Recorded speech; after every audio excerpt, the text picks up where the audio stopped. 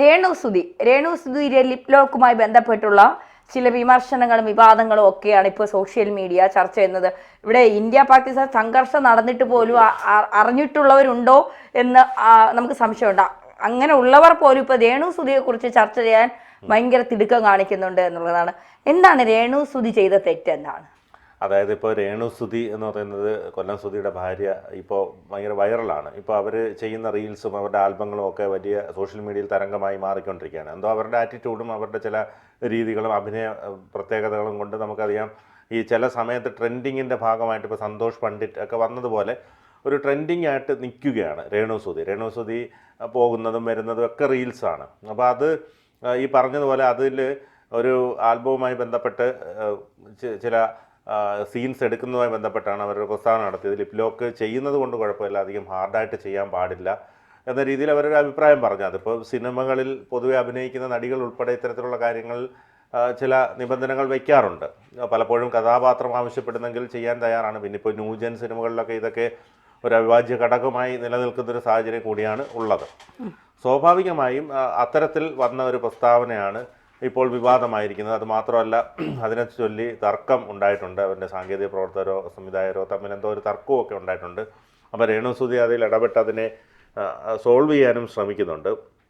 നമുക്കറിയാം ഇപ്പോൾ സിനിമകളിലൊക്കെ തന്നെ പലർക്കും ഇപ്പം ഉർവശി എന്ന് പറയുന്ന നടി തന്നെ വളരെ പ്രണയ രംഗങ്ങളിലൊക്കെ അഭിനയിക്കുന്ന നടിയാണ്. നമുക്കറിയാമല്ലോ, മോഹൻലാലിൻ്റെ സ്ഫടികം ചിത്രത്തിലൊക്കെ ഉർവശി അത്തരത്തിലുള്ള രംഗങ്ങളിൽ അഭിനയിച്ചിട്ടുണ്ട്.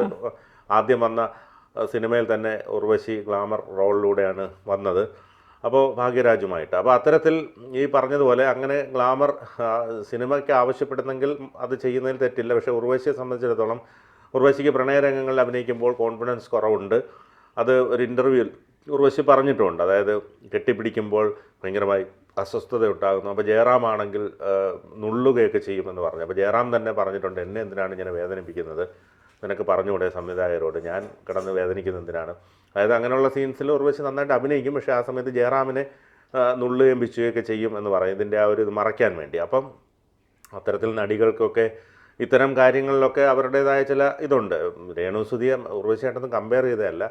ഇപ്പോൾ രേണുസുധിയെ സംബന്ധിച്ചിടത്തോളം നമുക്കറിയാം, ഈ പറഞ്ഞതുപോലെ ബിഗ് ബോസിൽ വരുന്ന പല താരങ്ങളും ഒക്കെ ആ ഒരു ട്രെൻഡിൻ്റെ ഭാഗമായി അത് കഴിയുന്ന കുറച്ച് കാലം കൂടി നിൽക്കും.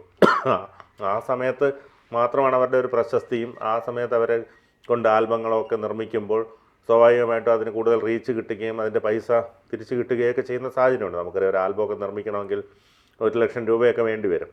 സ്വാഭാവികമായിട്ടും അതിൽ തിരിച്ച് കിട്ടുന്ന യൂട്യൂബ് വഴിയുള്ള വരുമാനം വഴിയാണ് എന്തെങ്കിലും തിരിച്ച് കിട്ടേണ്ടത്. അതിപ്പോൾ ഈ പറഞ്ഞതുപോലെ അത് മില്യൺ വ്യൂസൊക്കെ ആകുമ്പോഴാണ് അവർക്ക് എന്തെങ്കിലും നേട്ടമുണ്ടാകുക. അപ്പോൾ ഇത്തരത്തിലുള്ള വൈറലായിട്ടുള്ള നടികൾ അല്ലെങ്കിൽ അത്തരത്തിലുള്ള അഭിനേതാക്കളെയൊക്കെ ഉപയോഗിച്ച് അത് നടത്തുകയും അത് അഭിനയിപ്പിക്കുകയും അത് പുറത്തിറക്കുകയൊക്കെ ചെയ്യുമ്പോൾ അതിൽ വലിയ റീച്ച് ഉണ്ടാകുകയും അത് ചെയ്തവർക്ക് അതിൻ്റെ പൈസ പ്രതിഫലം തിരിച്ചു കിട്ടുകയൊക്കെ ചെയ്യുന്ന ഒരു സാഹചര്യം നിലനിൽക്കുന്നുണ്ട്. അത് പലപ്പോഴും ചൂഷണമായി മാറുന്നു. രേണുസുധിയെ പലരും ചൂഷണം ചെയ്യുന്നു എന്ന് തന്നെ പറയേണ്ടി വരും. കാരണം അവരുടെ ഒരു പ്രശസ്തി ഉപയോഗിച്ചുകൊണ്ട് അവരുടെ വർക്കിനെ കൂടുതൽ പോപ്പുലർ ആക്കാൻ വേണ്ടി ശ്രമം നടത്തുകയാണ്. പക്ഷേ രേണുസുധിക്ക് അതിന് ആനുപാതികമായ പ്രതിഫലമൊക്കെ ലഭിക്കുന്നുണ്ടോ എന്ന കാര്യം ചോദിച്ചറിയേണ്ടതുണ്ട്. കാരണം ഇവർക്ക് കിട്ടുന്ന വരുമാനത്തിൽ എത്ര അവർക്ക് കിട്ടുന്നുണ്ടാവണം എന്നൊക്കെയുള്ള കാര്യങ്ങളിൽ ചിലപ്പോൾ അവരെ പറ്റിക്കുന്നുണ്ടോ എന്നൊന്നും നമുക്കറിയാൻ കഴിയില്ലല്ലോ. പക്ഷേ അവരിപ്പോൾ ഈ പറഞ്ഞതുപോലെ ഇതിനകത്തിപ്പോൾ ഈ കിട്ടിയ ഒരു പ്രശസ്തിയിൽ അവർ നന്നായി എൻജോയ് ചെയ്യുന്നുണ്ട്, അത് അഭിനമിക്കുന്നുണ്ട്.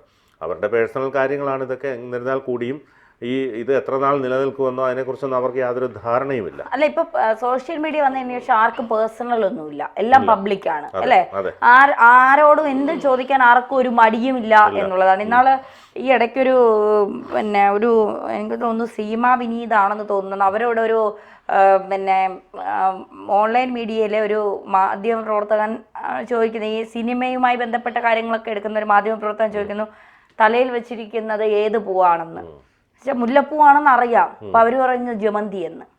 കാരണം ഒരുമാതിരി ഒരു വല്ലാത്തൊരു ചോദ്യമല്ലേ അതൊക്കെ. തലയിൽ വെച്ചിരിക്കുന്ന എന്താണ്, ഈ സാരിക്ക് എത്ര രൂപയാണ് വില, അതൊക്കെ ഓരോരുത്തരുടെ പേഴ്സണൽ കാര്യമല്ലേ. നിങ്ങൾ അവരും തമ്മിൽ പിരിഞ്ഞത് എന്തിനാണ്, നിങ്ങൾ എന്തിനാണ് ഇങ്ങനെ കാണിക്കുന്നത് ഇതൊക്കെ ഓരോരുത്തരുടെ ഇഷ്ടമല്ലേ അല്ലേ? ഇപ്പൊ നമ്മളെ സംബന്ധിച്ച് നമുക്ക് വേണമെങ്കിൽ മറ്റു പല മീൻസ് വല്ല നമ്മളുമായിട്ട് ബന്ധപ്പെട്ട് നമ്മളൊക്കെ ഡിഗ്രി ഒക്കെ കഴിഞ്ഞവരാണ്. അപ്പൊ നമുക്ക് അതുമായി ബന്ധപ്പെട്ട് എന്തെങ്കിലുമൊക്കെ ജോലിക്കൊക്കെ പോവാം. പക്ഷെ നമ്മൾ എന്തുകൊണ്ട് നമ്മുടെ പാഷൻ ഇതാണ്, നമുക്ക് ഇഷ്ടം ചെയ്യാൻ ഈ ജോലിയാണ്, അതുകൊണ്ടാണ് നമ്മൾ ഈ ജോലി ചെയ്യുന്നത്. രേണു സുധിയെ സംബന്ധിച്ച് സുധി ഉള്ളപ്പോഴും അവർക്ക് താല്പര്യം ഇതാണ്. പക്ഷെ അന്ന് സുധി അത് സമ്മതിച്ച്, സുധിയുള്ള സമയത്ത് ഇത്തരം കാര്യങ്ങൾ ചെയ്യാൻ സാമ്പത്തികമായി അവർക്ക് അത്ര വലിയ ബുദ്ധിമുട്ടൊന്നും ഉണ്ടായി കാണില്ല. ഇപ്പോൾ കാരണം ഒരാൾ വീട്ടിലൊരു ഗൃഹനാഥനുള്ളപ്പോൾ എങ്ങനെയായാലും അധ്വാനിച്ച് അയാൾ കൊണ്ട് വരും എന്നുള്ള ഒരു ധൈര്യം കുറെ സ്ത്രീകൾക്കുണ്ട്. ഇപ്പോഴും അങ്ങനെ ജീവിക്കുന്ന കുറെ സ്ത്രീകളുണ്ട്, എത്ര ഫെമിനിസം പറഞ്ഞാലും. ഇപ്പോൾ സുധി മരിച്ചു കഴിഞ്ഞപ്പോൾ രേണുവിനെ സംബന്ധിച്ചിടത്തോളം രേണുവിനെ അവർ കഷ്ടപ്പെട്ടാലേ അവർക്ക് ജീവിക്കാൻ കഴിയൂ. അവർ പുറത്തിറങ്ങിയാലേ അവർക്ക് അവരുടെ കുടുംബത്തിൽ അരി വേവത്തുള്ളൂ, അവരുടെ കുഞ്ഞുമക്കളെ നോക്കാൻ കഴിയുള്ളൂ. അപ്പോൾ ഇതൊക്കെ അവർക്ക് ആവശ്യങ്ങളാണ്. അവരുടെ അച്ഛന് ജോലിക്ക് പോകാൻ കഴിയില്ല, അവരുടെ ഇളയ മകനെ നോക്കുന്നത് അമ്മയാണ്. അപ്പോൾ പിന്നെ അവർക്ക് സാമ്പത്തികം ആവശ്യമാണ്. അതുകൊണ്ട് അവർ കോമാളിത്തരം കാണിക്കുക, അവരെന്ത് വേണമെങ്കിലും ചെയ്തോട്ടെ, അതൊക്കെ അവരുടെ പേഴ്സണൽ കാര്യങ്ങളാണ്. അവരുടെ അഭിനയം നല്ലതാണോ ചീത്തയാണോ അങ്ങനെ നോക്കേണ്ടത് അവരെ വിളിക്കുന്ന പ്രൊഡ്യൂസറും സംവിധായകനുമാണ് അല്ലേ. ഇപ്പൊ അവര് കുറച്ച് വൈറലായി നിൽക്കുന്നത് കൊണ്ട് അവരുടെ വീഡിയോകൾ വൈറലായി പോകും. ബിഗ് ബോസിൽ വരാനായി എത്രയോ ആളുകൾ എന്തെല്ലാം കാണിക്കുന്നുണ്ട് അല്ലേ. അടുത്ത ബിഗ് ബോസിൽ ഉണ്ടാവും. കാരണം ഈ വൈറലായി നിൽക്കുന്ന താരങ്ങളെല്ലാം ബിഗ് ബോസിലേക്ക് എടുക്കും. അപ്പോൾ ഈ പിന്നെ ബിഗ് ബോസിൽ വരാൻ വേണ്ടി ഓരോരുത്തർ, കാരണം അവിടെ ഡെയിലി പേയ്മെന്റ് ഒക്കെ വളരെ ഉയർന്നതാണെന്നൊക്കെ കേട്ടിട്ടുണ്ട്. അപ്പൊ അതിലേക്ക് വരാനായിട്ട് ഓരോരുത്തർ എന്താ പറയുക, കടിപിടി കൂടുന്ന ഒരു സമയമാണ് ഈ ബിഗ് ബോസിന്റെ ഈ സെലക്ഷൻ ആരംഭിക്കുമ്പോൾ. എങ്ങനെയും സോഷ്യൽ മീഡിയയിൽ വൈറലായി ഇവരുടെ കണ്ണിൽ പെടുക എന്നുള്ളതാണ്. രേണുസുതി അങ്ങനെ പോകുന്നെങ്കിൽ ഒരു കുടുംബം രക്ഷപ്പെടുകയാണെങ്കിൽ അങ്ങനെ രക്ഷപ്പെടട്ടെ. ആർക്കാണ് ഇത്ര ബുദ്ധിമുട്ട്? ആർക്കാണ്? അവനവന്റെ വീട്ടിലെ കാര്യം അന്വേഷിക്കില്ല, പക്ഷെ കണ്ടവന്റെ വീട്ടിൽ എന്ത് നടക്കുന്നു എന്ന് അന്വേഷിക്കാനാണ് പൊതുവേ മലയാളികൾക്ക് താല്പര്യം എന്ന് പറയുന്നത്. അത് തന്നെയാണ് സോഷ്യൽ മീഡിയ മുഴുവൻ ഇത് തന്നെയാണ്.